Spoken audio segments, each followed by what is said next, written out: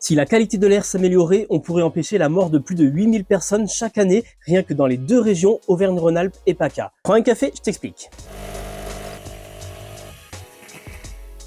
En fonction du lieu où tu habites, l'air que tu respires peut être responsable de maladies comme le cancer du poumon, des pneumopathies, de l'asthme et j'en passe. Santé publique France a voulu évaluer l'impact de la pollution de l'air sur ta santé. Cette agence nationale de santé publique a mené une enquête à partir des données relevées entre 2016 et 2019. Et voilà les résultats. Alors déjà, il y a les particules fines, elles sont provoquées par le chauffage, l'agriculture, l'industrie ou encore les transports. On en trouve plus en zone urbaine, surtout dans les grandes villes comme Grenoble et moins dans la campagne. En Auvergne-Rhône-Alpes, l'Est est le plus touché, ce qui s'explique en partie par le relief des vallées alpines.